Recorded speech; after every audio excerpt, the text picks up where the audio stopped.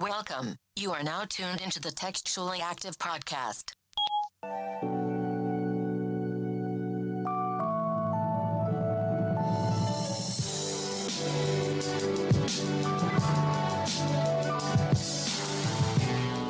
What's up, everybody? Welcome back to another episode of Textually Active. Your weekly dose of conversations about navigating the digital age while dealing with friendships, relationships, and all the ships in between. I'm Rez, and I got Meezy with me. And E is here. They try to kill my father. Okay. Try to kill my father. Where is that from? Chappelle show. That shit funny. How y'all feeling today? Just trying to stay black and not die. You know how I go.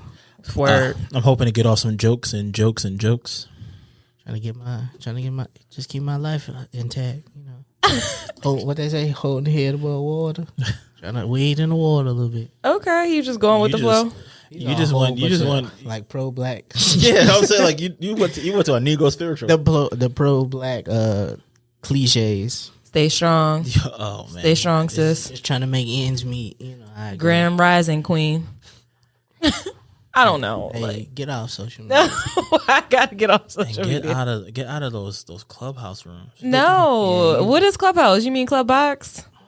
Nobody say that shit. We just don't be wanting to get them boosts while we use their app. I mean, at this point, people are coming on there, so it's becoming more open. So I got 4 invites. Hit me up if you want to know this. I got 5 in my Cash App ready. I'm Cash App ready if you hit me. I'm not just I don't really like you that much. Yeah, it's a pandemic. This is a weird ad. It's year 2 of the Pandorama. I'm trying to be in a pandemic. So right. Let me know. I want to be like Young Thug. I'm trying to get them bands. Band it up, okay? So well, this isn't an ad, but if there was an ad, it'd be a weird one. How many invites you got? I don't have any. So in total, we got 9. We got about 9. I don't have any available. We might be able to throw a buy one get one for you in your household because you don't want to be on there without your spouse. Nah, once you get yours, you gotta. That's on you. But this first one gonna cost you. I'm looking for about 50. Okay. All right. PlayStation need new games. Price going up. That PlayStation need new games. Price going up. I'm trying to stay black and stay alive. That's it. If you backdoor, to be honest, if you backdoor, sometimes I might say yeah. Sometimes I just hate. I don't know them. Yeah, that can be taken for some wild context. Facts. Oh, like when they have somebody sitting and they be like, oh, you could let such and such in. Yeah, sometimes if I don't know you, ignore. I don't want my name attached to that. A smooth ignore. So everybody seems like y'all feeling silly a little bit. I mean, you know, when you spend your life.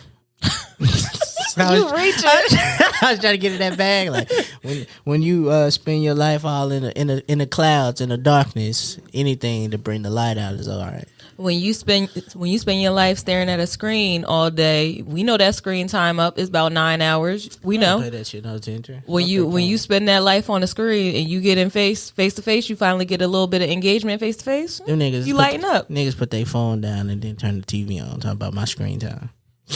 Hey, same shit. I'm niggas. Speaking of screen time, that really walks us into our conversation for the day because, you know, last week we kind of touched on, what did we touch on last week? Our phones. We talked about our phones a bit and how people are addicted to their phones. And we also talked about that and lying and how being on social media ties into people wanting to lie. But right now, what we were saying is that you put down your phone and you replace it with another screen, and that's the TV screen. And in light of the news that we got this week about Insecure being on its 5th and final season, that sparked a conversation that we all wanted to talk about because I noticed the waves going throughout social media. Some people were like, where is it going? Why aren't they coming back? How come this has to be the 5th and last season? And it got me thinking about what did we love so much about Insecure that it gets this type of reaction. And it's not a bad thing because Insecure was a really good show, which led to me thinking about our representation in film and in the media. So I wanted to take a moment and talk about that. I think, I think Insecure is one of those shows that provoked emotion. So you either liked it a lot or you hated it a lot. So I think that's usually the goal that's set out with those kind of shows. When you start a production like that, like it's to evoked like emotion in people. So like some of them shows you hate watch. Like you don't like it, but you just want to see what's going on so you can be part of the conversation. There's a lot of shows on this list here that I hate watch. Like you just hate watch just because, like, so part of it is FOMO, but it creates this emotion in you for it. So I think Insecure set out to do what it do. 5 seasons is good. Like it got a nice little run. I really don't know how much of this story I could have took anyway, because that last season was a little stretch. We talked about it a little bit. Like how long are Molly and Issa gonna beef? Like every time we turn around, y'all beefing. Like right. So like I'm not upset. I actually was looking at a Facebook memory the other day where I said it was 2020. This should be the final season. But you was right here with it, huh? I was close. Your third eye was open. Close. I was too early. I was too soon. I was seeing it too soon. You was yeah. So I was like, damn, they gave us that season. Now we getting the last one. So I was close. You close. I mean? You felt it. So do you think the panorama had anything to do with what making that happen sooner? Nah, making it turn into the 5th and final season? You mean? Yes. Nah, I think because another black show that we all love, Atlanta. Saying like shit, we about to do season 3 and season 4, and so we about to do both of them, film both of them, so we good back in the thing. I mean, it took them time off, even though Childish Gambino, what's his name? Danny Glover. Donald Glover. Danny Glover is another person. Oh, he's black though. They all black. They all got the same name, just like black people.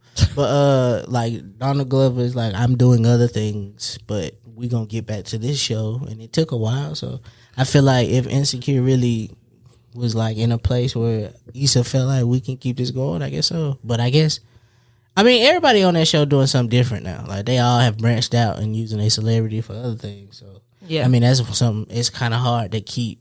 Especially like when you take Shorty, the plus Amanda size joint. Seals. Oh, no, the plus size chick. She like the writer. Yeah, she like a head producer over at HBO doing her own shit. It's kind of hard for you to go from being a producer of your own shit to just a secondary character in the TV show. Like, right, nigga, I got other shit to worry about than only being on screen for maybe 4 episodes. So yeah. I definitely felt like that, at least with them and a lot of other shows that we like, that they do the ones that essentially that we really enjoy, right? And it basically blows up because it's like we resonated with so much, and then they get these other opportunities that you just can't really, you can't fumble that bag. Especially when it's like we spent the last decade, the last 10 years of saying there's not enough of us in Hollywood. Her name is Natasha Rothwell. Yeah, Natasha. So she's by far the best character on it. Yeah, she's great. So, if I'm got my own shit going, I can't be the secondary character. Right, known as Kelly. That's a good point that you bring up about, because even Yvonne Orji, she started a comedy special, and we're seeing her more and more. So, yeah, that's a good point. I also think that it's a good time for them to transition into making it the final season and kind of wrap up everything that was going on. Because like you said, in that 4th season, we're watching and we're waiting for that same feeling that we got in the 1st season. But I think the reason why people relate so much to Insecure is because it gives a representation. I'm not going to say that we've never seen before, but it was so relatable to millennials, and specifically millennial women and the millennial dating experience. And we haven't really seen that. And I will give you a side thing of it's the first time we saw something we like transition and still be good, like, right? Because Insecure is just Issa's misadventures of a awkward black girl. It's like the exact same premise of that, right? From her YouTube shit, just transitions onto the screen. And a lot of times, number one, it don't happen. Like number two, it don't still be good. Like it's funny online, and then when niggas go to TV, it stop being funny, or it's not the same, and it don't feel the same. So that was like one of the first times I remember seeing that switch. Like, oh, I was a YouTube person, now I'm really on TV doing the exact same shit the exact same way. Yeah, I definitely agree. So what did you think? What do you think about Insecure, and why do you think people related to it so much? I felt, I know in the earlier seasons, I mean, they did a really decent job with like getting you to buy into the characters, right? Yeah. And we're on record when we talked about the last season on here that we felt like that they just took a little too long to develop the other secondary characters, right? Because it probably could have kept going if they would have did it earlier, right? Because everything was just really about Lawrence and the adventures of Lawrence and Issa, them and on them being separate rather than like really kind of talking about like their friends and like what they're going into and stuff like that. But I just felt like that was when it first came out, it was just one of those things that truly spoke to millennials, and it was being made by a group of millennials. Right. Or people who at least were, maybe on the higher end of the millennial chain that maybe they're Gen Xers, but they are, they relate to millennials. You know what I'm saying? Like they know what we're going through, right? Or they're actually kind of seeing it, right? So I mean, it was just super dope to kind of have that. It seems like that at least Issa and their team was able to be boosted by people who are very supportive, right? Because I felt like that story could have easily have been like watered down, like dramatically, super whitewashed, like some of the shows that we see. So what does whitewash mean? It means it's just a white show with black characters. Yep, that's all it is. I think it means a show from the perspective of white people and how they view black people. Yeah. So a whitewash show is not truly even their if it's produced and written by black people, they still kind of make this palatable for white eyes. Versus like, you know what I'm saying, giving us like a regular fucking black family or black experience on TV. So an example? Blackish. Okay. Blackish and the show he tried to then make on Netflix that niggas be forgetting, Black as F. It's just the same type of show as Modern Family, but just with black characters. And it's like, bro, this ain't this funny. I don't really care. Like it didn't relate. I didn't relate to none of that. And it's not because I'm not rich. It's just like none of that shit was like relatable. I don't care how pro black you try to make it. This shit just not relatable. It's not hitting the same. But the one thing that I will say though about Blackish, right, was that yes, I agree that it was made in a way to make sure that people that the strife that we go through, that our white counterparts could actually understand. Right. And for that, I could appreciate it but I can also see like where it's like, it should have been for us, right? Like we should have felt like we saw us in that, but because that's what happens. It becomes this thing of where shows like that get all the awards and acknowledgement, where I'm pretty sure it's some shit on BET that's probably just as good, and we gonna ignore it because it's black BET. But my thing is like, I mean, you just gotta think about it. It's like you have to season it just enough so that it's tolerable. But my thing is like, but I guess my main thing is that if someone who's not black has a better understanding because something that was, you said, quote unquote whitewashed, I'm not saying it's forgivable, but I'm a little bit more appreciative. I'll give a little bit more grace. But I feel like we don't. I know we come on here and black people as a society, we make fun of Tyler Perry. Mm-hmm, we do. But as a black billionaire, I think Tyler Perry had created his brand amongst black people so well that all he had left to do is stick Medea in movies with Eugene Levy. I do want to put her in white-esque movies, like, because I've done everything you can do with these plays that I've turned into movies. Like, you know what I'm saying? Like, it ain't nothing left. Let me try to go change my perspective, go do these white movies and see what I can get out of it. I do want to touch on Tyler Perry and that whole Tyler, because he got a whole bubble, and I think he kind of got the whole black media and film experience. But before that, I wanted to say about Blackish is that, yeah, it was a black show, and it was a black family, but I feel like it was a little whitewashed, and I think you guys said that, but it was like the mixed aspect to it. I feel like it's because we're trying to show that black people can be great. Yeah. But in hindsight, and this is going to sound worse than what I intended to mean, but fuck it. A lot of us don't end up being the doctors, the lawyers, the tech job guys. Like, some of us never transitioned from CNA. Show us those experiences. So you want to see the middle class experience? You don't want it to go from lower middle class. Yeah, fam, Issa didn't have a job for about 3 seasons. She never looked broke. See what I'm saying? Like it's a bunch of motherfuckers who know right now don't know what the fuck they do for a living. I think the struggle for a lot of film writers and people who make movies and people who are casted for these roles is that there is such a large variety of types of black people that there are.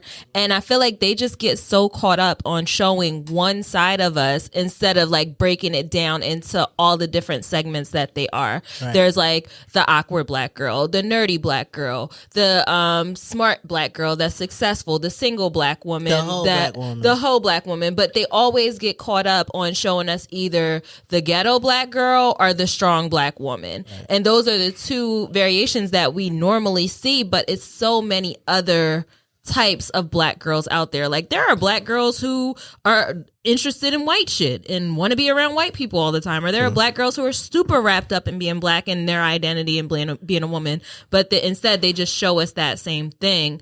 And to kind of go back to Tyler Perry, I think that's the problem. Like we have, and black people as a unit, we all want to see the black experience, but we don't want it to seem cheesy. Yeah. And I feel like when Tyler Perry was starting, he had the plays and those were authentic and those were fun, but then it started getting cheesy when it flipped to movies. Cause like we already seen this, we see this all the time. Okay, Tyler Perry, what else you got? Then he went into the movies and it's like, I mean, yeah, and it kind of got like, is this organic? I mean, but for Tyler Perry again, not saying that. I think we just got to give it a little bit more grace, right? Because my main thing is like he literally made it a play. We grew to love it because of the play.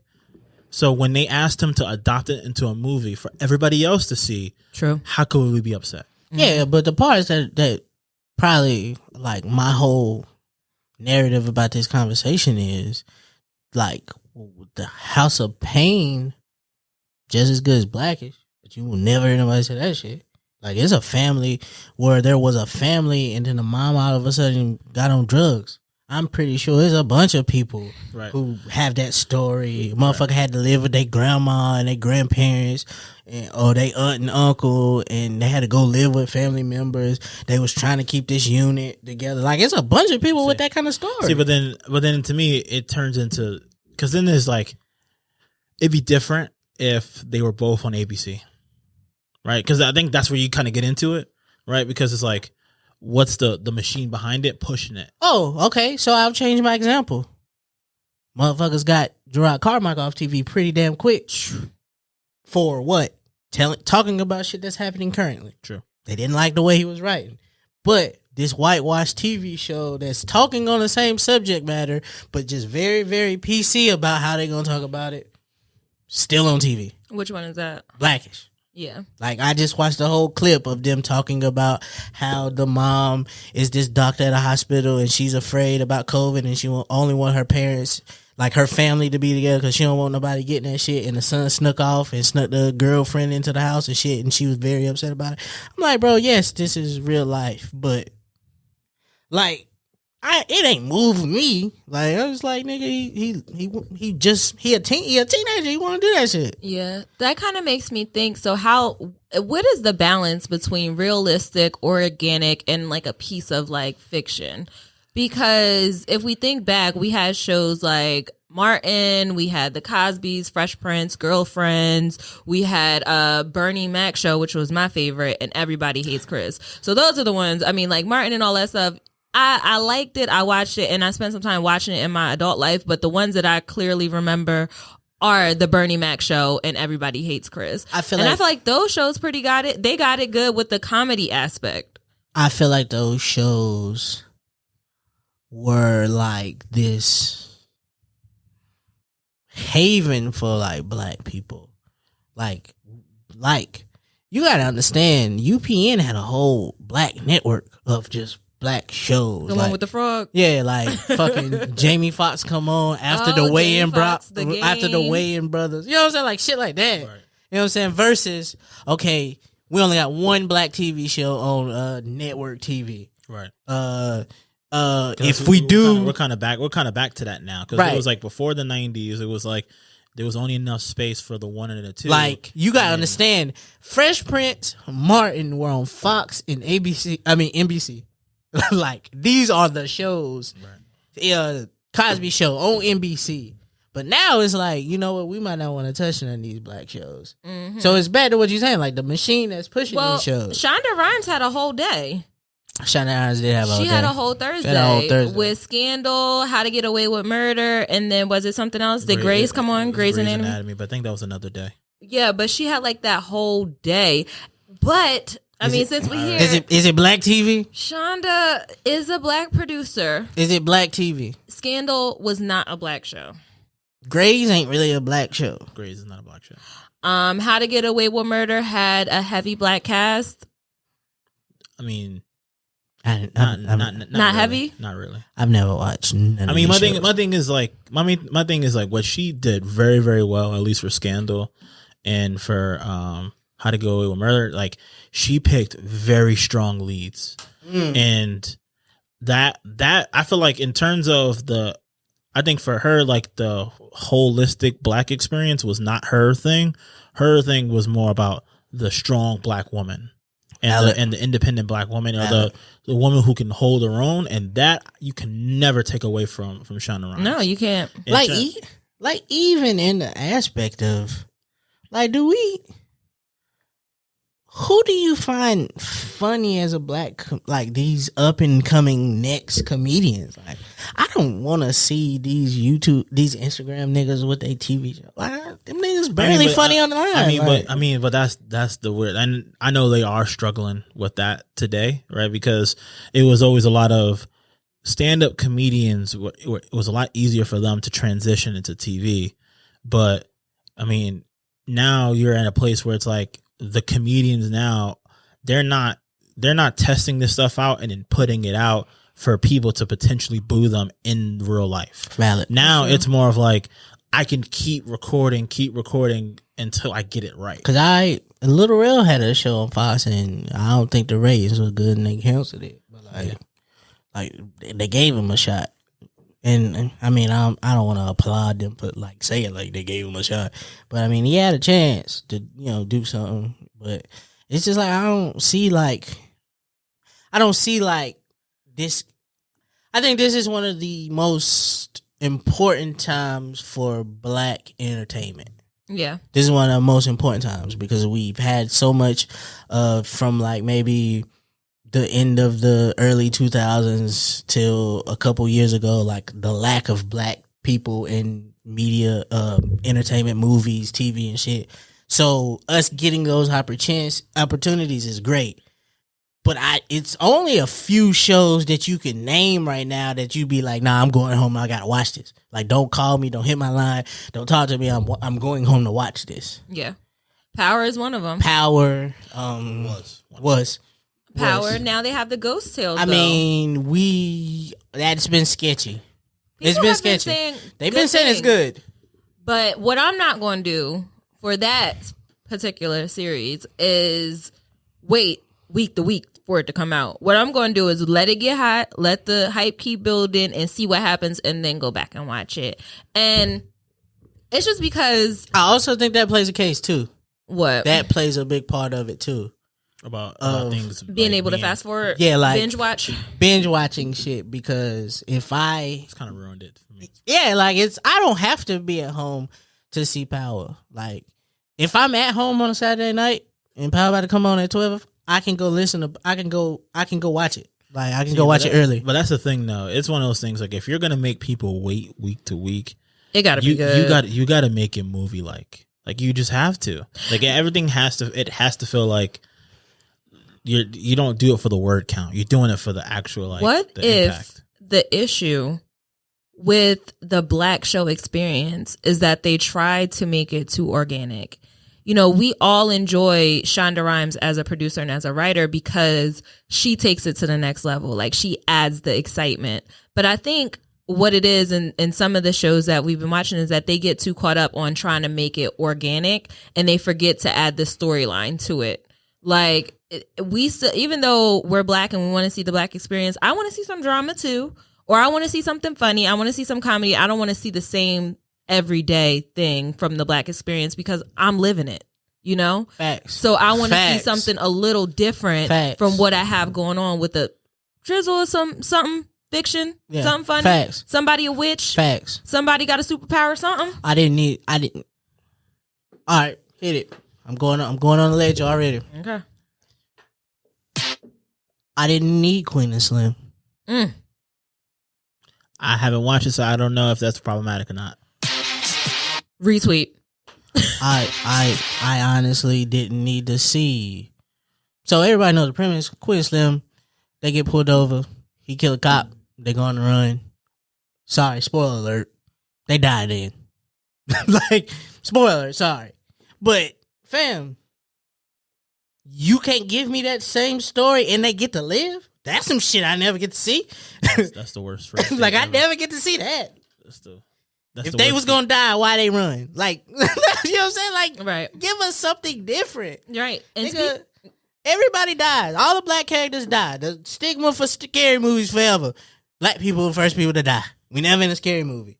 You know what I'm saying? Like, I feel like the first scary movie I saw where the Black person was the last person to live, Kelly Rowland was the person who actually survived. Did Ice Cube survive? Ice Cube survived Anaconda too, I think. No, LL Cool J survived Deep Blue Sea. Well, was that Freddy vs. Jason when she survived? I don't remember. Or she was.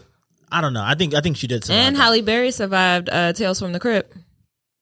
It was a Tales from the Crypt movie with Halle Berry.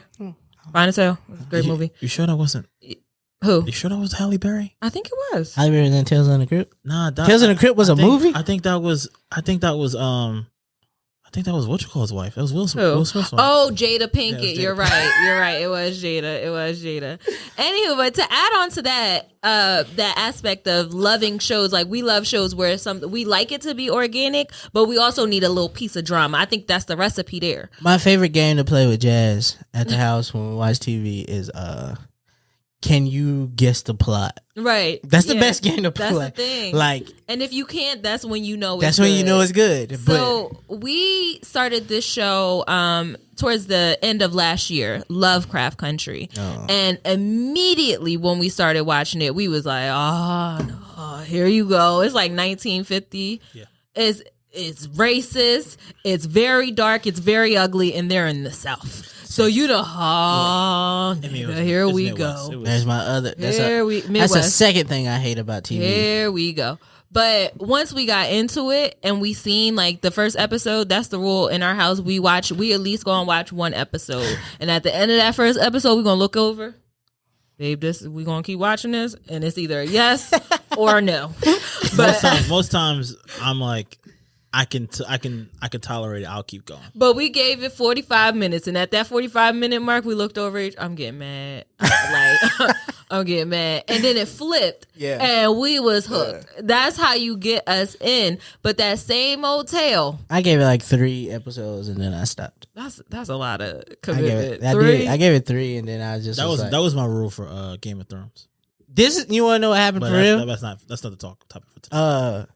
I gave it 3 episodes, and I was like, "Bro, this shit's so racist. I'm tired of watching." I'm tired of this this whole like racist magic shit. I'm not watching this no more. Magic. And I just stopped, bro. I just was like, I'm over it. That's and what I never went back. Do get tired of seeing, but what Lovecraft did is they threw in the science part and the sci-fi part, not science, but I guess that is sci-fi part, and the magic and the superpowers. And black people weren't the victim. Like, we were targeted, but we came out on top at the end of that. Spoiler alert. But the thing is, though, what they did in particular was that they understood that blurred culture was a real thing. Yeah. Right. And before Lovecraft, what culture? Blurred culture. So black nerd. That's like blurred. Like blurred. Yeah. So like that, I'm a blurred. That it's a real thing, and we were never really introduced to like sci-fi in terms of like the black experience, right? Because black people, like, we love anime. Just like everybody else does. We do. That's the thing that we love. Like, I know a lot of black people who love Star Trek, who love Star Game Wars, of Thrones, like, Star Wars, like, all these Harry things. Harry Potter, right? And you just never saw us in it. Man, DC, Marvel, right? So the thing is, I guess at least for me, it was just one of those things that if you are going to introduce that to the masses, like adding a little racism into it just kind of made sense. Throw a little flavor. Put a little flavor in there. Seasoned salt. Because then now when you do something that's just straight up sci-fi and no racism in it, it will hit a little bit harder than. Another thing to add to Lovecraft is that they showed a wide range of black women. They showed the strong black woman, but they also showed her being vulnerable and having a romantic love interest, which is some things that I typically rarely see with a strong black woman. Like, it's always she a strong black woman looking out for everybody, but she ain't got nobody. So she had a love interest. Even though Tick Ass was toxic, she had a love interest. You had the black woman who was insecure and who was looking for another piece of herself. Then you had the mom who got wrapped up in that mom title, who got a moment to find herself. So we getting typecast like hell, bro. Word. Like all our favorite black movies might not be as good as we think. like just because Baby Boy is not that good. Baby Boy is probably not that good. Okay, probably not that good. We can start with that one. It's relatable, but it probably ain't that good. It's not that good. So I think Lovecraft did a good job with that. But the racism piece is what a lot of filmmakers get caught up with. Over. I do not hit the button in 2021 and above. I do not want to see another storyline set past 1990.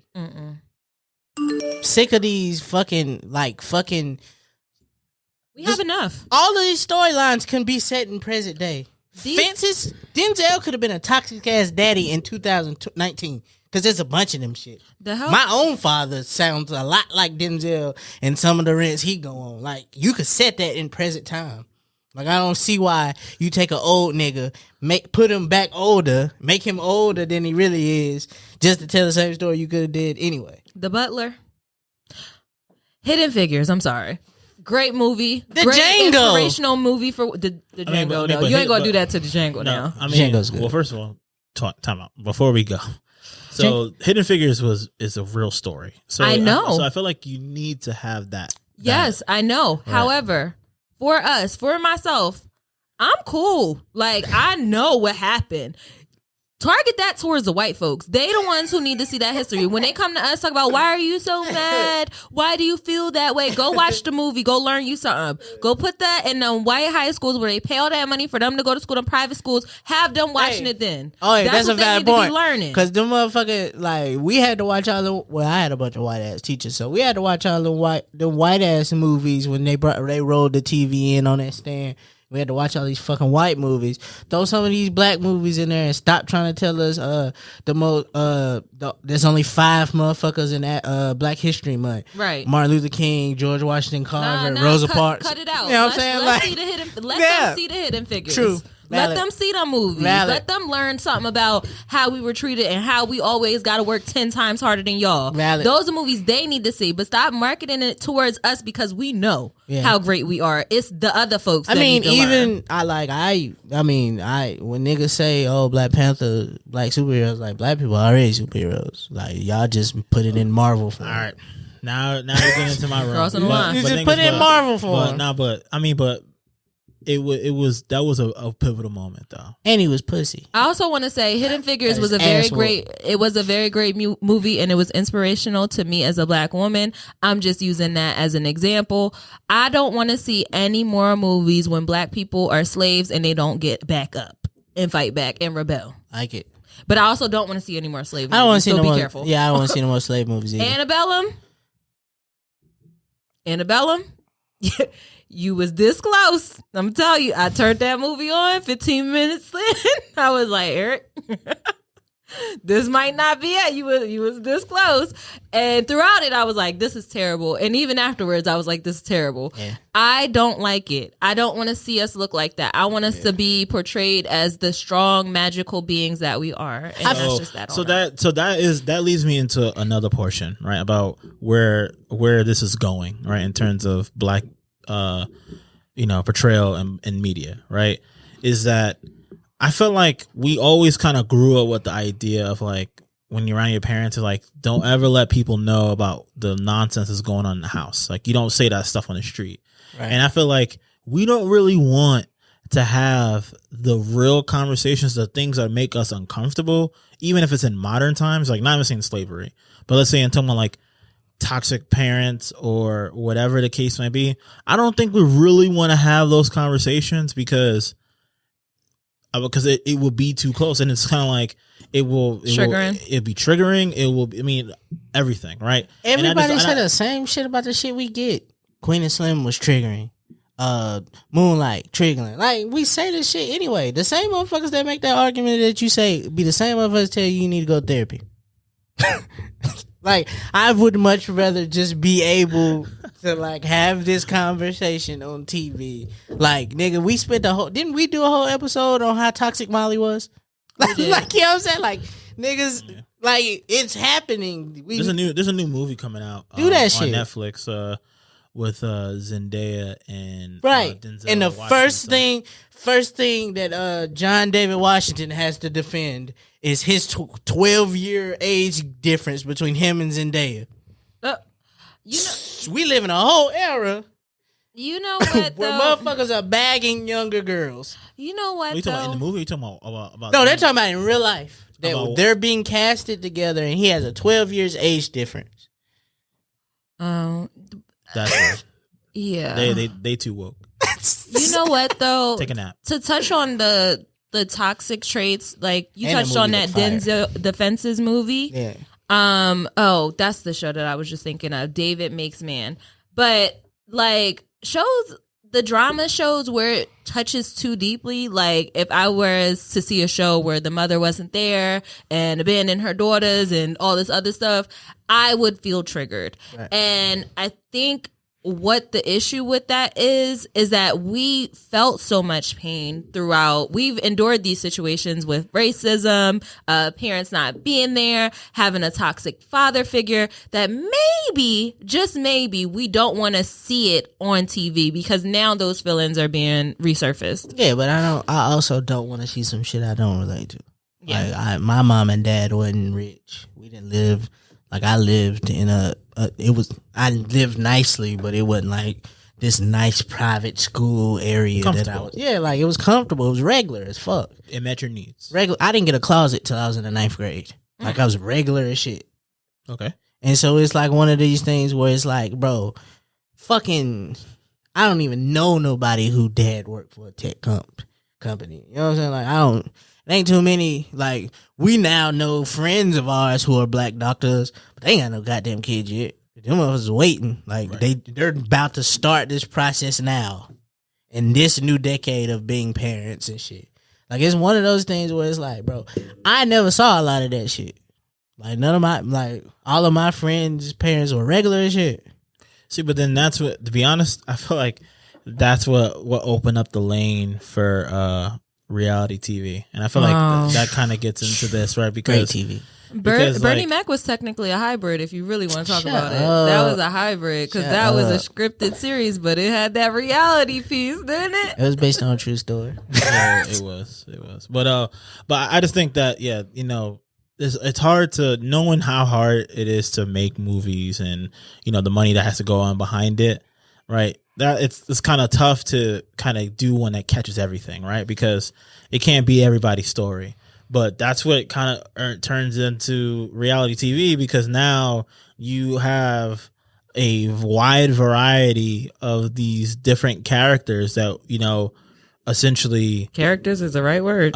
you know, that are a portrayal of what we view life to be, in terms of we meaning like the collective whole, not just black people. But here, let's ask the question. We talked a lot about movies and TV shows, but we cannot sweep under the rug of reality TV. We had a rough start with reality TV. Did we? We did. It started off with Flavor of Love. Is Flavor of Love first, or was Ray J first? I don't remember Ray J. So I think it was Flavor of Love.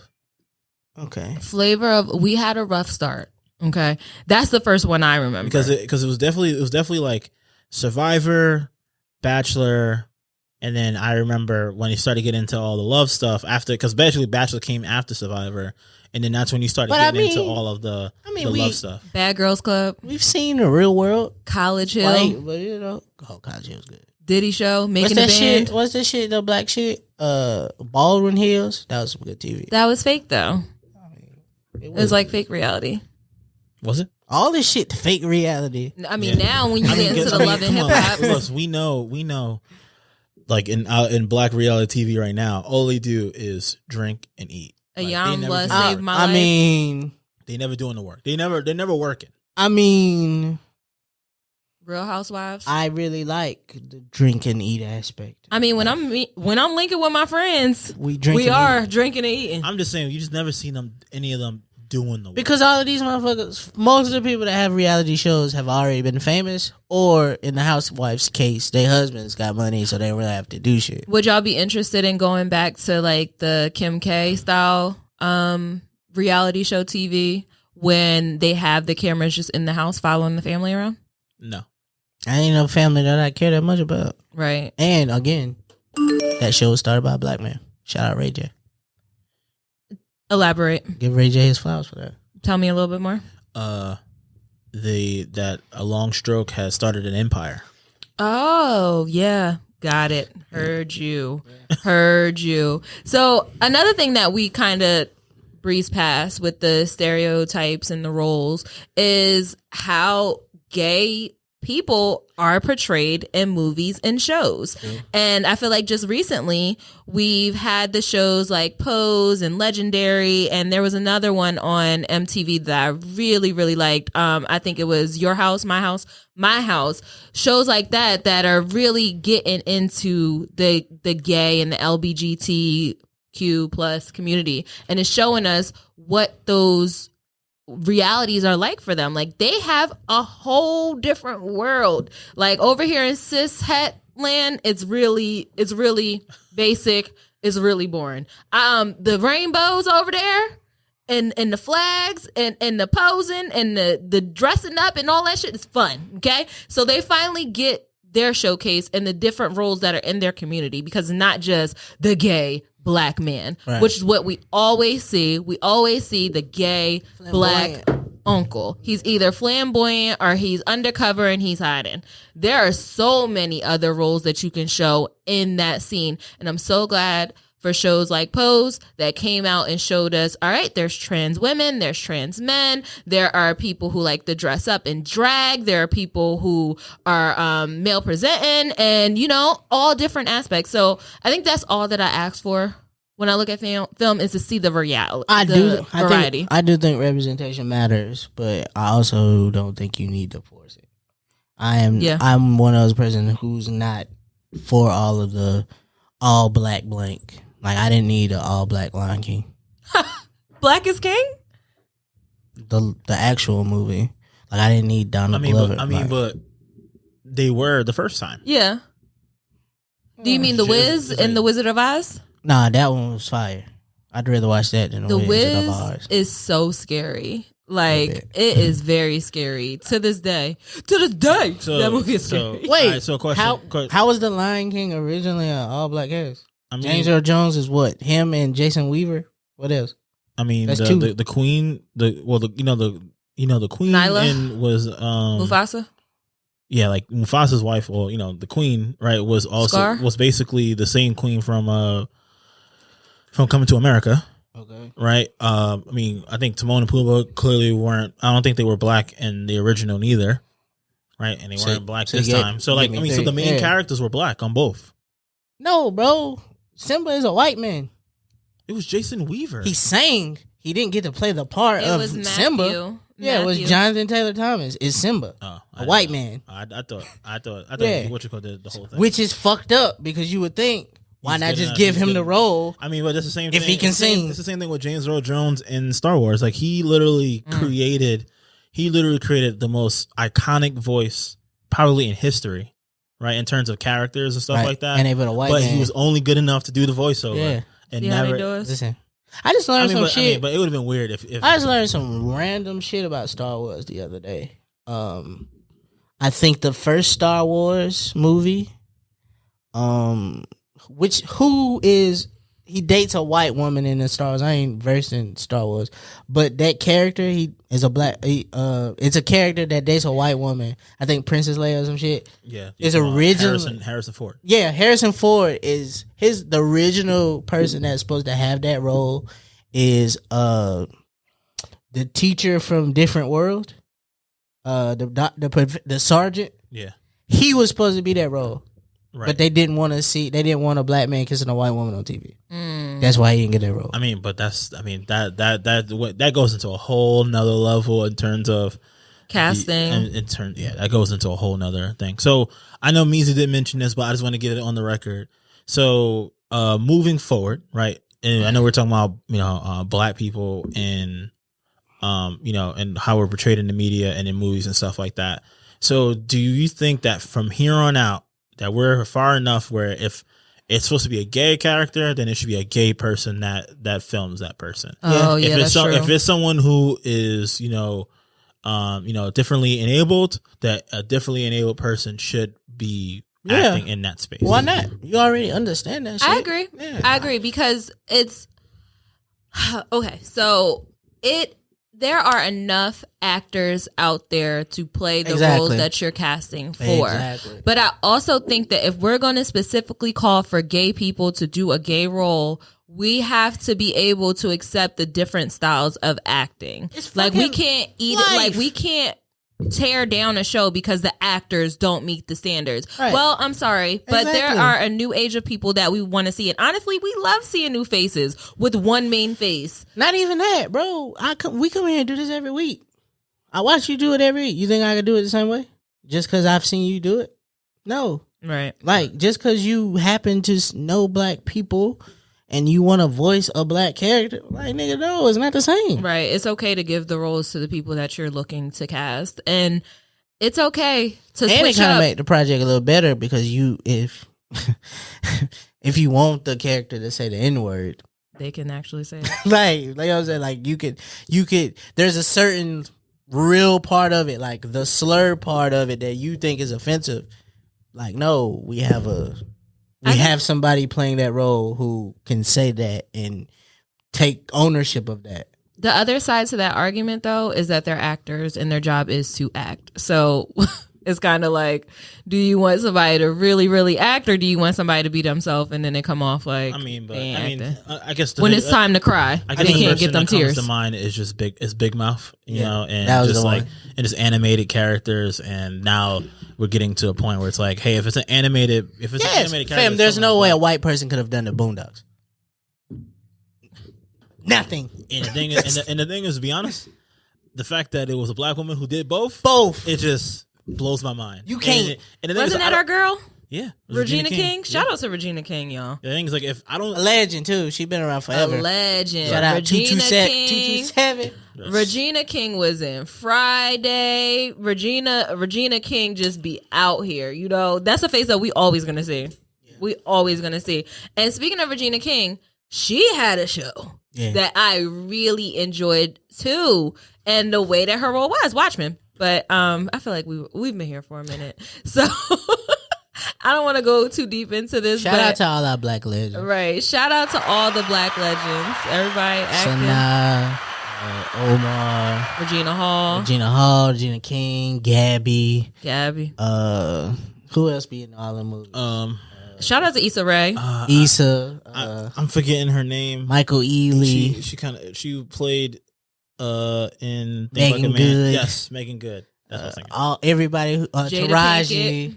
Taraji for sure. Yeah. I don't want to name everybody. I don't want to try to name people because I know it's going to be people somebody who gonna be forgot. Yeah. But and also shout out to everybody who is in this space and who is a writer because Facts. you guys are doing your damn thing. And I know as Kugler. Black people, we hard as hell. We are the shit. We hard as hell to please. We either like you a lot or we don't like you at all. And we gonna hate it. And once we hate it, you're out. Yeah. You're out of here. No, niggas, we might hate it, but we'll still support it. Because niggas is trying to get We gonna Tiffany hate Haddish Rodney. out of it right we know now. how important. Fuck. I need to. What happened with Tiffany Haddish? Tiffany out here wilding.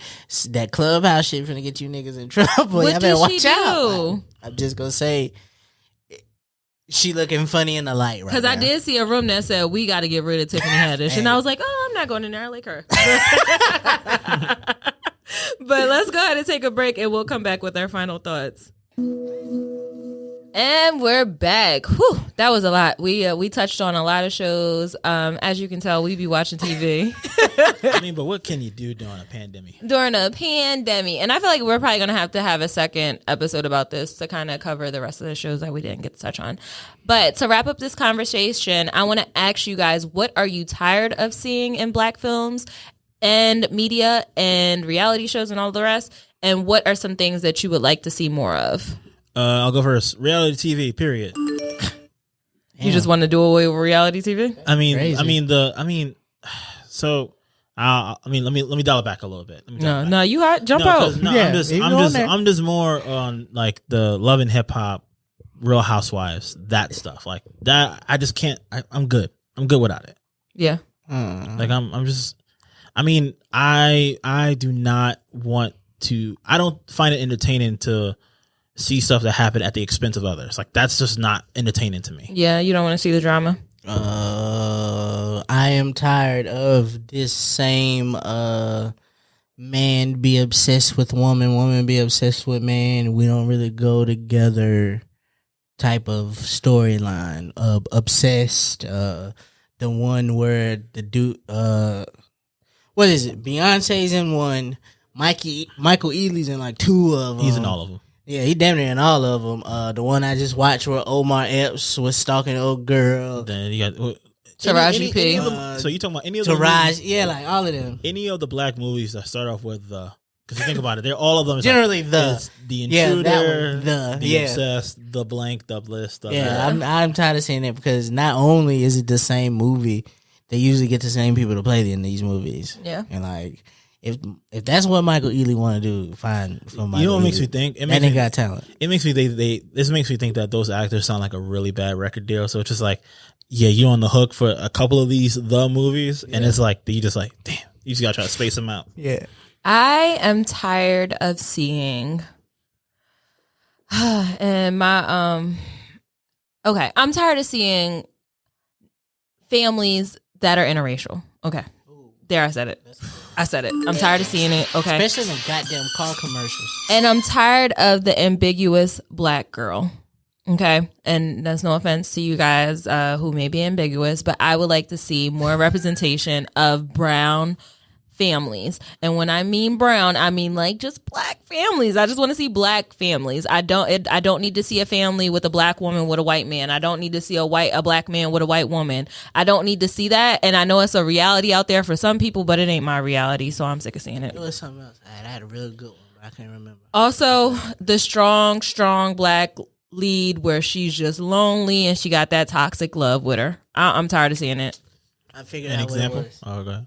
Go ahead. Oh, I don't have an example. I'm tired of seeing it. Oh, I mean, but what? Why are you tired of seeing it? What have you seen? So, like that? okay, recently I've seen Bridgerton. And Miss Danbury, she was a very strong Black woman. She raised a strong Black man, but she was so strong and her personality was so funny. She's so witty, but where the fuck is her story? Like, how come I can't know if she got a husband or if she got a family or if somebody's interested in her? I want to see a little bit. you could ease up off the strong part, because everybody knows that we're always somebody's strong figure in their life. We're either somebody's shoulder to cry on, somebody giving advice, and I just want us to be able to have somebody to take the weight off of in these shows, kind of like what they did in Watchmen when she had a husband. Got it. Okay, that's fair. All right, music. All right. Hit that button. What button? There's 8 of The them. toxic one. You know the tone? Hit the button. I'm sick of Lena Waithe.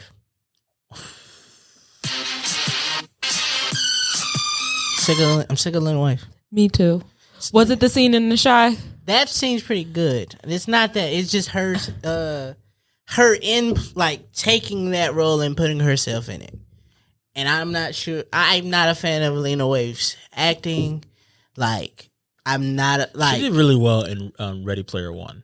She did. Kind of. But technically, she wasn't really herself half the time. So, but I'm She like was a character. Like her writing, like Queen and Slim. I was like some of the Shy writing is. The Shy came back around though. It got good. The last season was a little. I can't believe we didn't touch on The Shy. Yeah, it was a little because of that drawn out of the girl being missing. But some of her writing on that show is That was not drawn out. Like, she was missing.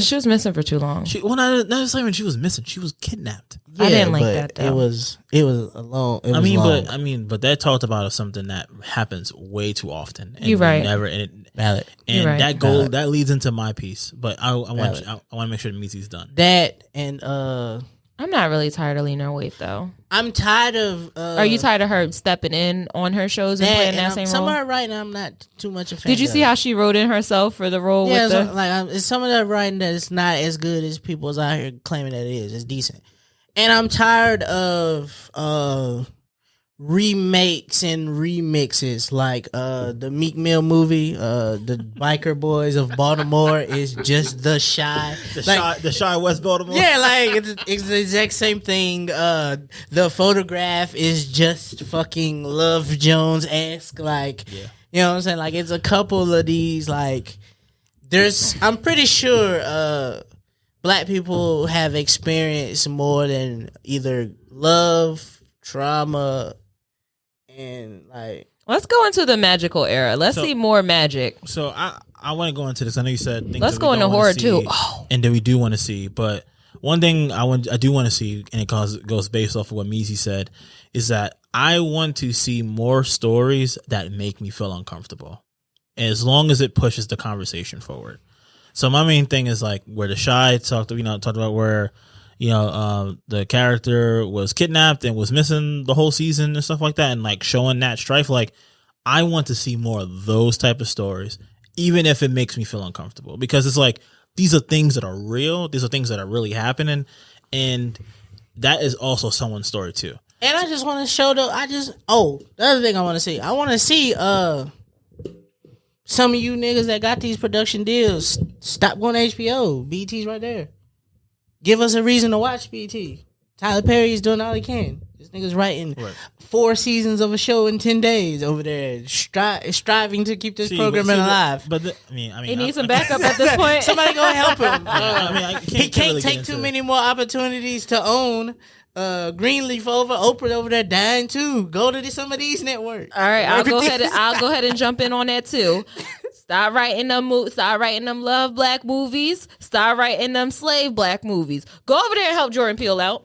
He needs some help with the horror movies. We need more black people writing horror movies. I want to see more of it because, like we were saying, I think we was talking about this offline. With black people dying first, I want to see less of that and more of them fucking these killers up. Yeah. Because I think all was these it, guns us, in these communities. when that black man was outside, like, come in I want to see more of that. I want to see more how black people react when they're being haunted or terrorized and stuff like that. That's what I want to see. Yeah. Cause I like sisters. I'm on BT every Wednesday. That's my shit, boy. I be over there. Boomerang was good. 20s was good. Boomerangs was good. It was some fire on BT, but we just don't watch BT because we think they play is Baby Boy. But they made BT Plus, and that's another streaming service. Oh, and we don't talk about BT Plus enough. You got to pass the password. That's the thing. You stingy like we ain't give y'all Disney Plus. Hey, I don't control none of the passwords in our life. What is happening? Oh, what? What is? I don't control the passwords. I'm in the talking house. about we gotta have a password conversation. I don't control the passwords. In All my right, we'll house. talk offline. Unless you want my wrestling password. That's I don't want that one. That's the only one I got. Like, you All get right, that one. y'all got anything else for what you want to see more of or what you don't want to see? I'm not fully mad at everything that's going on. No, I like it. There's a lot of shit that I like. Yeah, But I feel like just like all of us, we're still working and we're still growing. and I just wanted to real quick run down the shows that we didn't get a chance to dive into, but Black Girl Sketch, P Valley, Euphoria, The Game, Euphoria, black show. Atlanta. Why you say that? I mean, it's only got It Zendaya. has a black lead. Girlfriends, Fresh Black Prince. lead make it. All Yeah. right. We ain't get it. Yeah, but Oh, and it's executive produced by Drake. He's black. all right. So, speaking of music, Drake has an album coming out, right? But we also have a playlist that we add to every week. So That was kind of viral. I like how you did that. You are now tuned in. You're now tuned in to WMEZ. This week, the song that we got for the Baby Maker is by Decarlo, and the song is called Need That here on WMEZ.